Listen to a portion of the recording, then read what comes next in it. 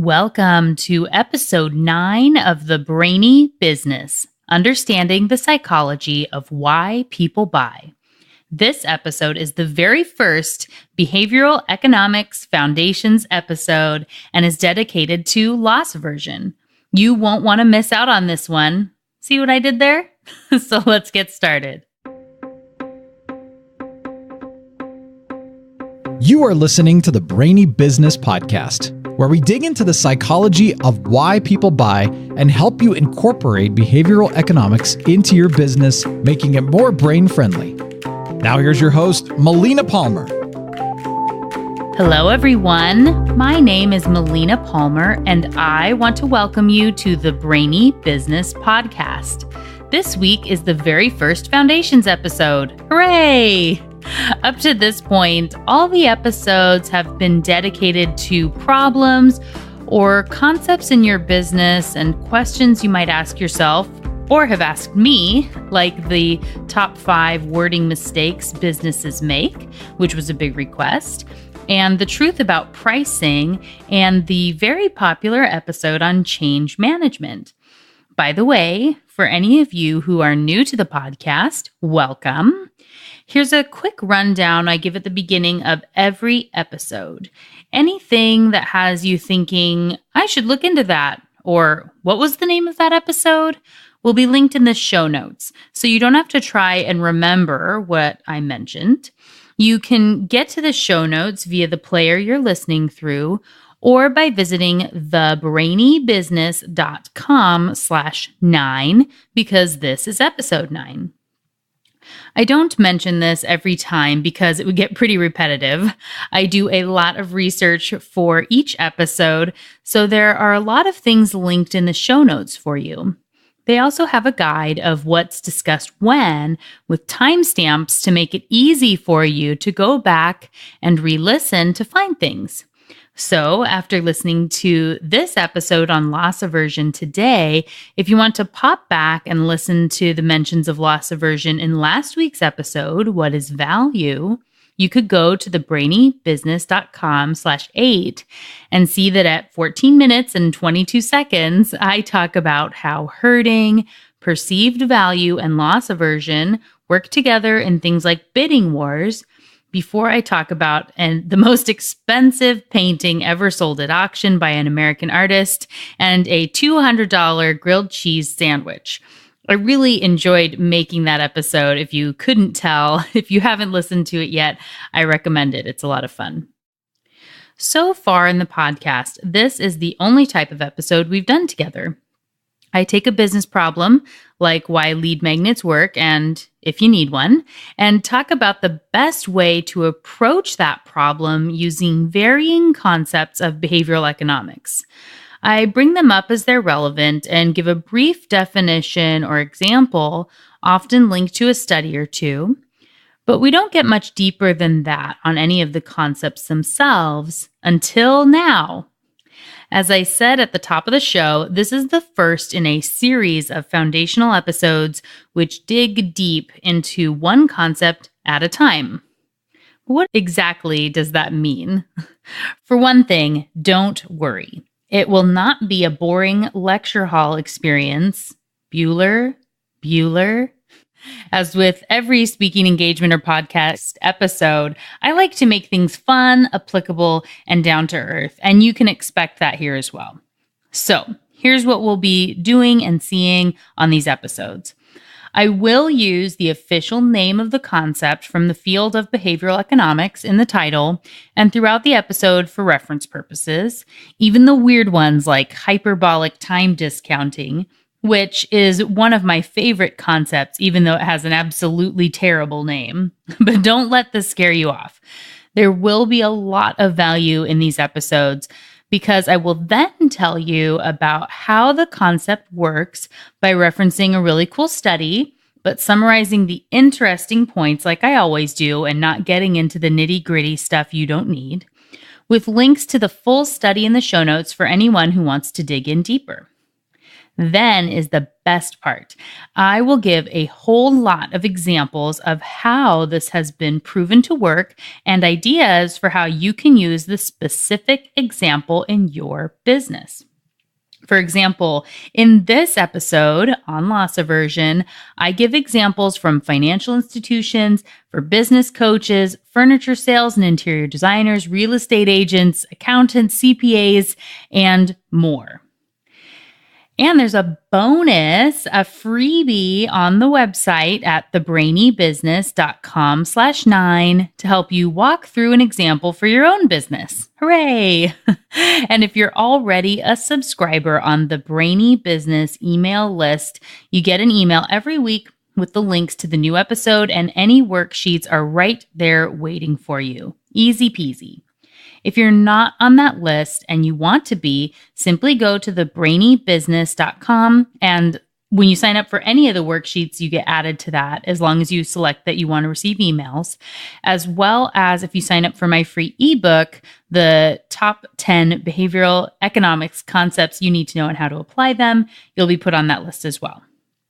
Okay, one last thing. While these foundational episodes are a series of sorts, there are going to be a lot of them because there are a lot of concepts in behavioral economics. As you know, our brains are very complex. So the series, which I said with air quotes if you couldn't hear it in my voice, will be broken up with more problem statement episodes mixed in, and another really exciting format I'm bringing into the mix that I will tell you about at the end of the episode. You've been asking for this one, and I can't wait to share it with you, so stick around for that. But now, let's get into loss aversion. In my signature talk, Consumers Are Weird: How Irrational Behavior Impacts Your Business, the first concept I bring up is always loss aversion, which is why I felt it was only fitting to start the foundations with this concept as well. I start with loss aversion for two reasons. First, it is a very simple concept to grasp and understand. The examples are everywhere, as I'll point out in a bit.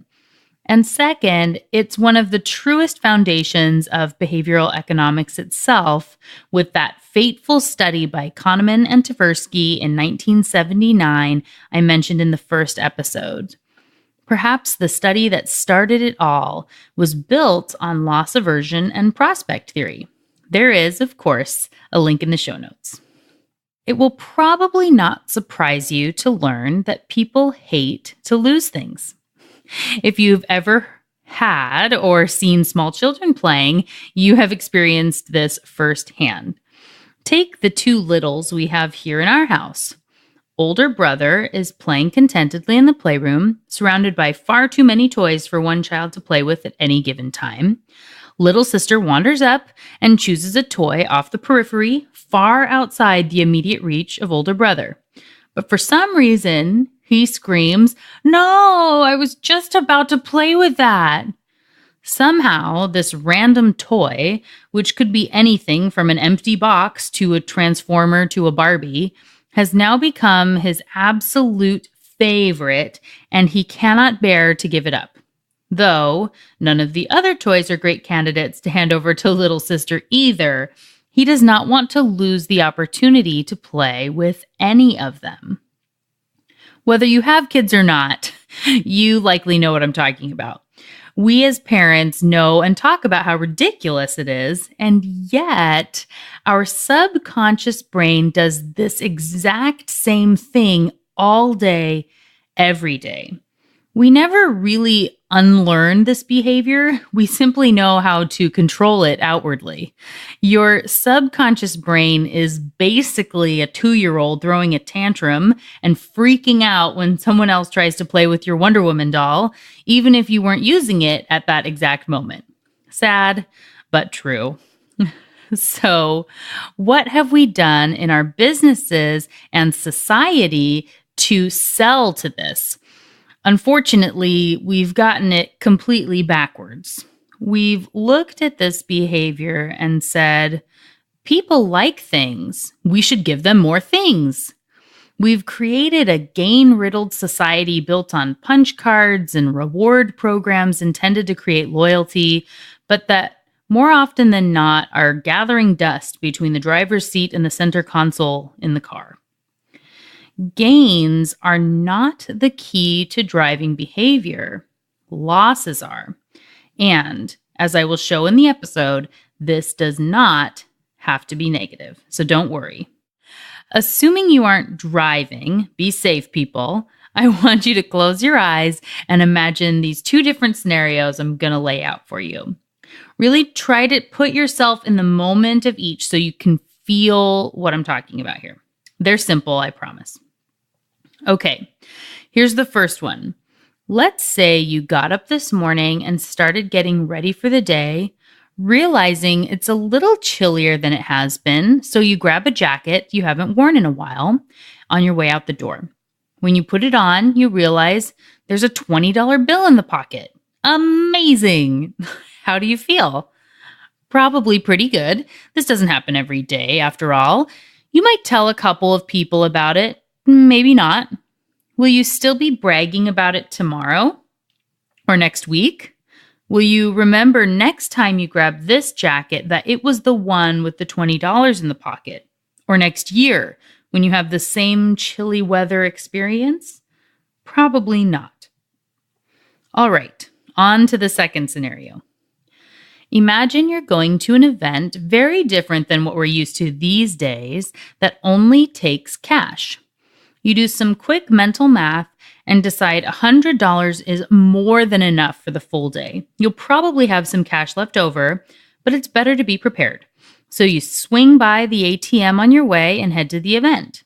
When you stop to pay for parking, you reach into your wallet to bring out the bills only to discover there are only 4 there.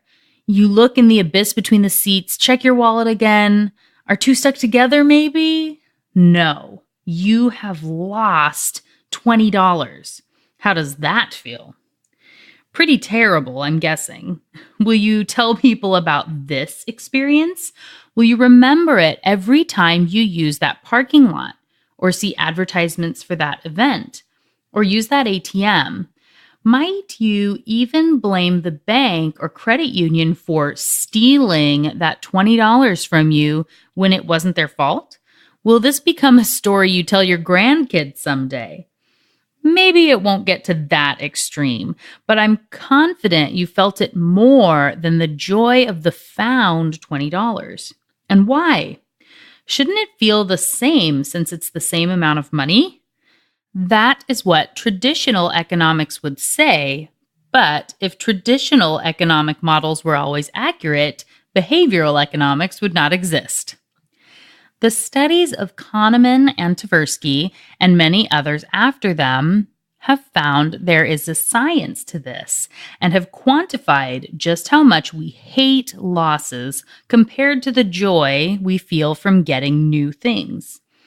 The research shows it takes about double the joy felt by a gain to equal the pain felt by a loss. There are links to several articles on loss aversion in the show notes, but as this is pretty easily grasped, let's move on to some practical applications to show how simple it is to switch from gains to losses. I'm guessing you've gotten promotional materials from at least one financial institution in the past, either the one you use or ones that are trying to win your business. In case you're not familiar with the model of a financial institution, they make money when you get loans with them and use their cards. Every time you swipe your card, the financial institutions gets what is called interchange income, and so does Visa or MasterCard. And active cards, those which are used a lot, are more profitable for the financial institution because they bring in income without having to charge fees to the card user. This is why you might have seen promotions in the past which say things like, swipe your card 20 times this month and we'll give you $50. It's a very generous offer when you think about it. $50 is nothing to sneeze at. But many people do not take advantage of things like this. You might have gotten these in the mail and thought, ooh, $50, I'm definitely going to do that. And then 3 months later, you stumble across the flyer and think, did I? I must have forgotten. Next time, I'll take advantage of it for sure. And just like that, it's back out of your brain's processing. But what would happen if they flipped it around? If, as a financial institution, you were to instead send out a promotion that said, we have put $50 in your account. If you use your card 20 times this month, you get to keep it. Can you feel the difference? This money would only be in the current balance and not the available balance, so no one would be able to spend the money and incur fees or anything like that. But you would be able to see it in the current balance, and your brain is triggered to want to move it into the available balance. If you're unfamiliar with what I'm talking about, log into your online banking when you get a moment, and you'll see these terms. When something is put on hold, say you make a deposit and only some of it's immediately available to you, or if you use your card at a hotel, the amount in the current and available balances will be different. You can only spend what's in your available balance. So, once again, I'm recommending flipping the messaging to say, we have put $50 in your account. Use your card 20 times this month and you get to keep it. This feels different and makes you want to take action. You start thinking of what you could get with that $50. A pair of shoes or earrings or a nice deposit to your Starbucks card. It doesn't matter what you want with it. Your brain has taken perceived ownership, a concept for another foundational episode, and does not want to lose the dream of having that cash. No promotion has 100% success, but I can pretty much guarantee there would be more swipes in the case of the loss-driven approach than with the potential of getting some theoretical $50 that might appear sometime in the future. Being able to see it is a big key in triggering the loss aversion too. And like I said, this is not negative for the recipient. They can't overspend, and if they miss out, they will feel that was their opportunity they didn't take advantage of, not something the financial institution took from them. This is much like a 100% satisfaction guarantee, which I talked about in episode 6, in the way it engages buying behavior. Moving on to the next example. For all the business coaches out there, this is a very popular model for entrepreneurs. So I know there are a lot of you, and I know a lot of you are listening. So thank you. People choose to work with a business or executive coach to help them achieve some sort of goal that they cannot get to on their own. This includes a lot of mindset work, and this suggestion that I'm about to give you here would also work for a personal trainer or a nutritionist. Anytime you're trying to get someone to commit to long-term gains with regular check-ins. So, let's say you meet with your client weekly for a check-in call. During the call, they talk about their intentions for the week, what they will do to reach a future goal, and make some sort of declaration for what will be completed by the next call.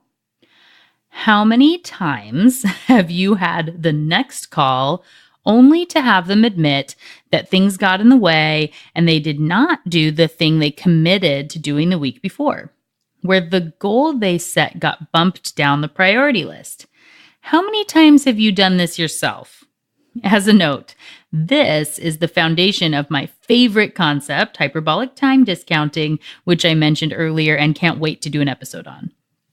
Okay. The funny thing is, that person, your client, could have set any goal they wanted. It could have been something achievable, but we love to overcommit ourselves, and then we end up staying stuck. This is the eating the elephant problem.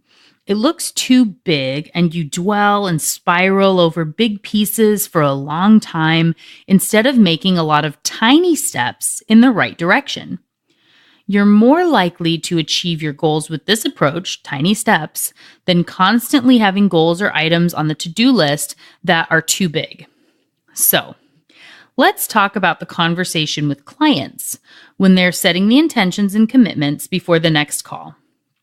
If you started each year by saying, I keep a row of jars in my office, one for each of my clients. There's one with your name on it. And as a side note, if you were on a video call, you could show it to them to really help with the perceived ownership.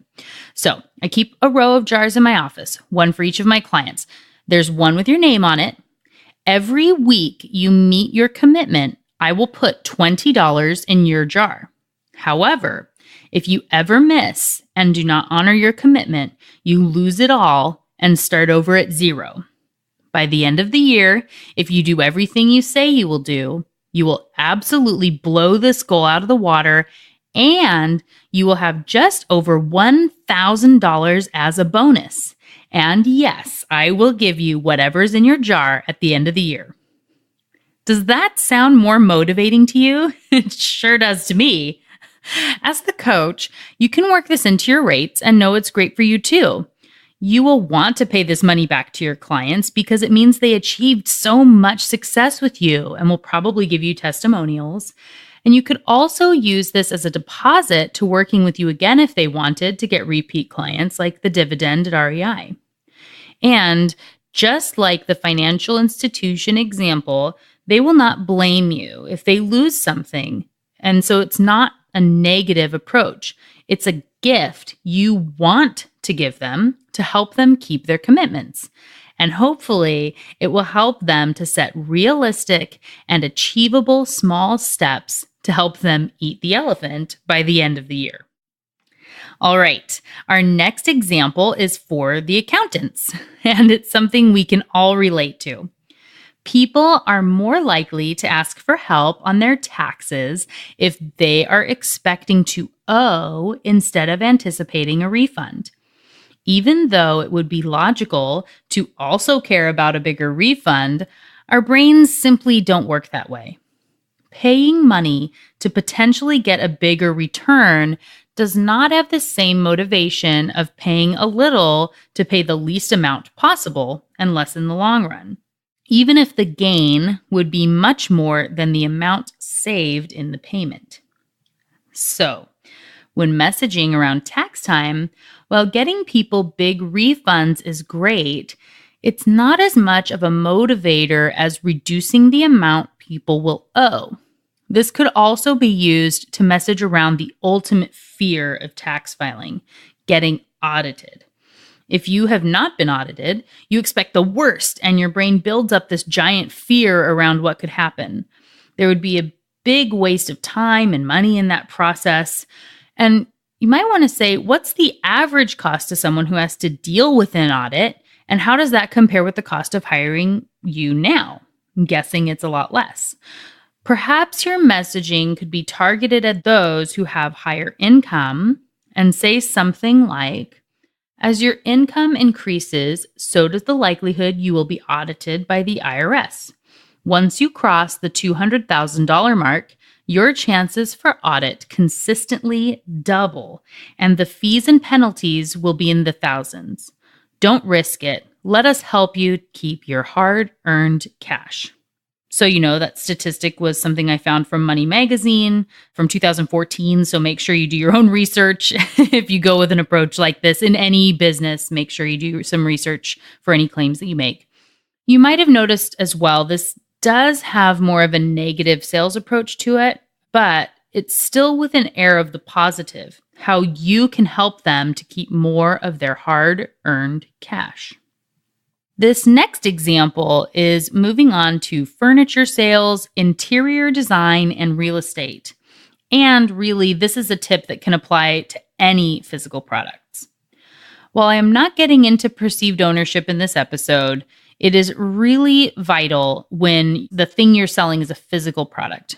Anytime you can get someone to visualize themselves using and owning the product, loss aversion and perceived ownership will increase.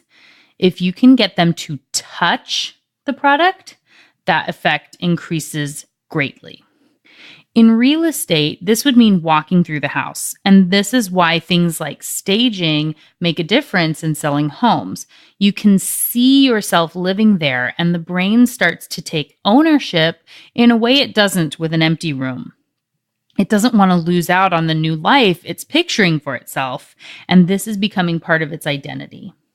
For interior design and furniture sales, or anything with custom orders, you have an issue to overcome. It can be hard to visualize what something will look like when the customer is having to look at a drawing in a book or remember what they have at home. Anytime you can, you want to make the experience as real as possible for them. Let them touch the fabric, and if they're looking at sofas, have them sit on the one closest to what they will actually be getting.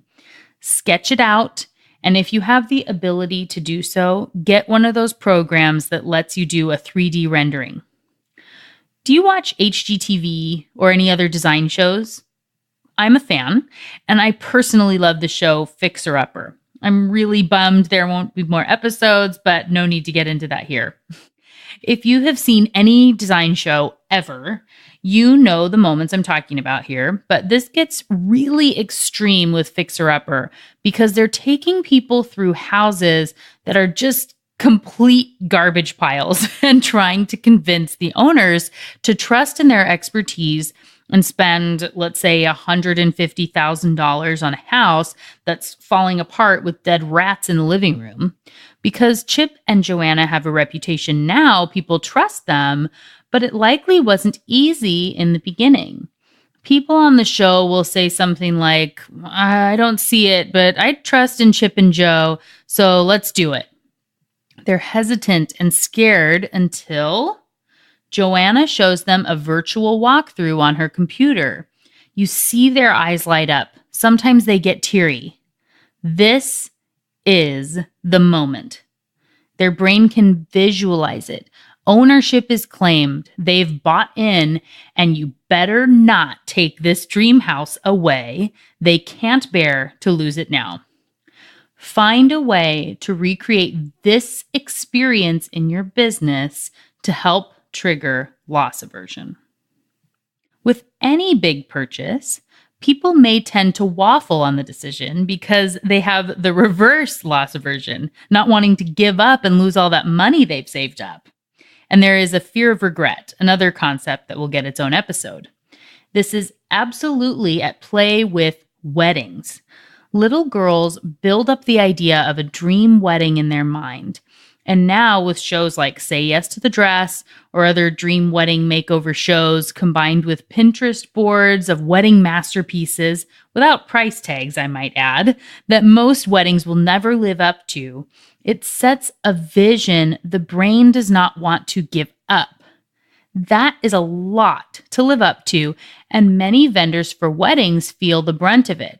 You get people who are hesitant to commit and will waste time, not as an attempt to harm you, the shop owner, but because their brain is struggling with the weight of all the decisions it has to make, and knowing that once it commits, all the other choices are gone. They can't make those anymore.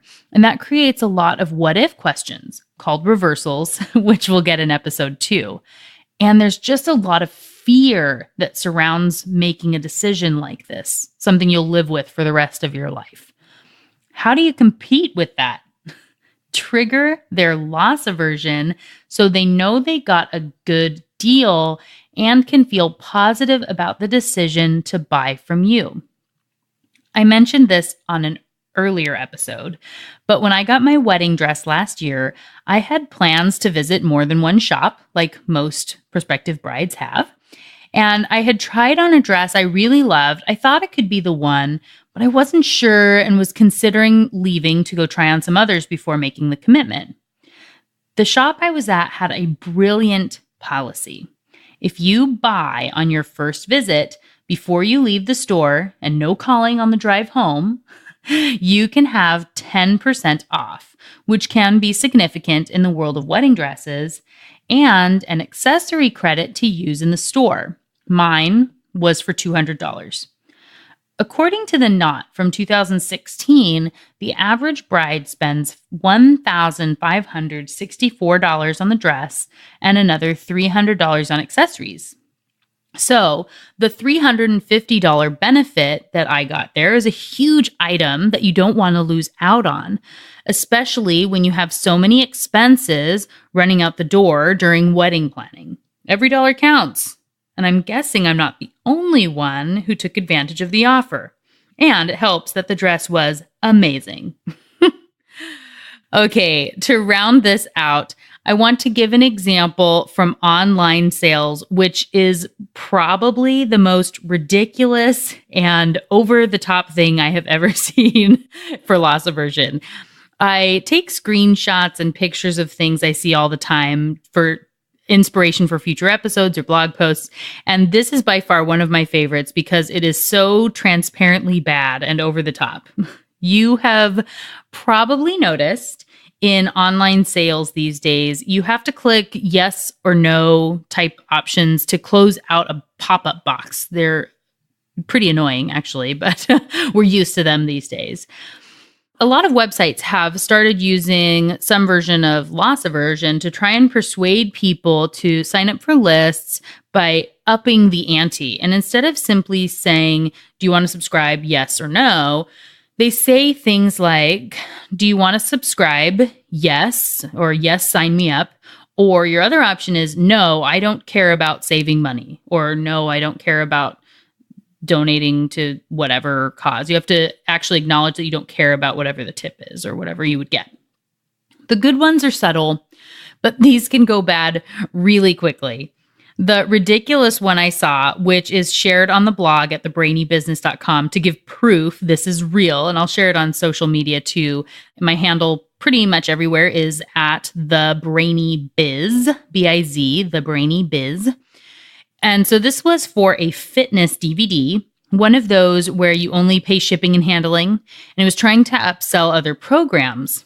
The options were, yes, add the total body fat burning DVD series to my order for the one-time investment of only $25. And above that, they had the old price in red with a big line through it. The price was $97. And then they showed the bonus price in green, which is actually a good practice as well. And again, I'll talk about that in a future episode. So that was the yes. It was a bit of a sell affirmment for them, which is fine. But the no is where the real craziness comes in. So your other option that you had to click was, no thanks. I'm not interested in quickly obtaining my dream body. I understand this is my only opportunity to get access to this information, and I'm okay with missing out. I understand after declining this offer, it may never be available again at any price. Even if I wish to pay more, I will pass on this forever. It just makes me laugh every time. Is that extreme or what? And long. I personally would be interested to see how many people took advantage of the offer. And I would be willing to bet it was too extreme and it actually turned more people off than it converted.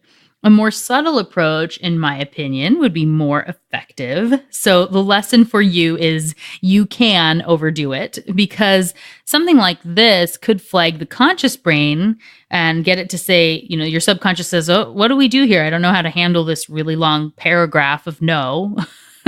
And then you start to use logic and say, oh, we don't need that. I bet they would let me buy it if I really want it. I'll show them, something along those lines.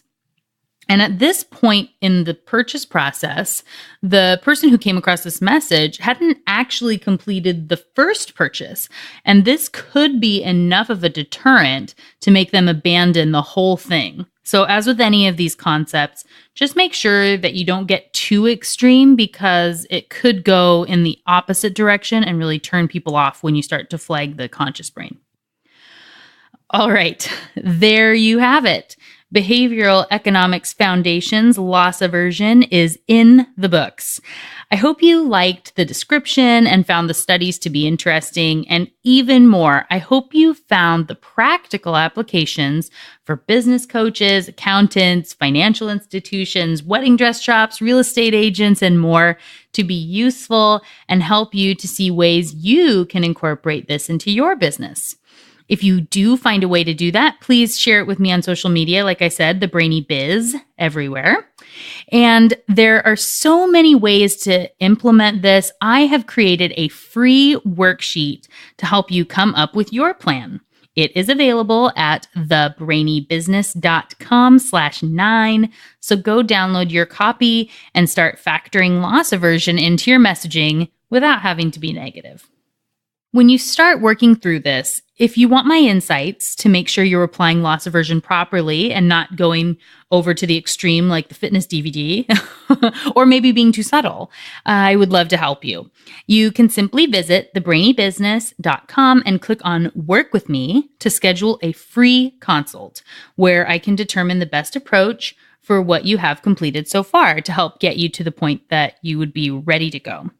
And so, wherever you are, that could be anything from, I just don't know where to start, to, I have this finished piece. Can you review it and let me know if I'm missing anything? And if you prefer, you can also email me, melina@thebrainybusiness.com, if you would rather chat that way. I'm flexible. If you liked this episode and are finding value in the podcast, would you be willing to rate or leave a review? The Brainy Business already has 5 stars. Yay! Thank you to the 13 of you who have left ratings. It only takes a second, and you can do it right from the app you're listening in. This helps other people to find the podcast and decide if it's one they want to listen to. And a special thank you to the 8 of you who have taken the time to leave a review. It means so much to me, and I love to read them. And again, it helps people to relate and decide if this is something they want to listen to. To History Goes Bump, who said, I've been learning so much from this podcast. Give it a listen. Thank you. I'm glad you're finding value. And Debbie K. Page, who said, if you are a small business owner or are involved in marketing your company's products and services, you can't afford to miss a single episode. Thank you. And Debbie has also been kind enough to share on the Facebook page and interact on Instagram. And she is an all-around awesome person. I actually know her, so love her and appreciate you taking the time to comment, my friend. Thank you so much. If any of you listening to this episode choose to rate or leave a review, thank you so much in advance. It means more to me than I can say. All right, that wraps up this first Foundations episode on loss aversion. I hope you enjoyed it as much as I did. Next week is episode 10. Can you believe it?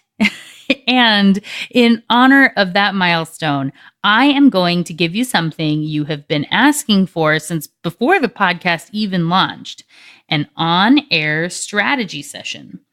This episode will include an actual call with a listener and client asking for advice for her business and me helping to work through with tips from behavioral economics, giving her lots of ideas to work on.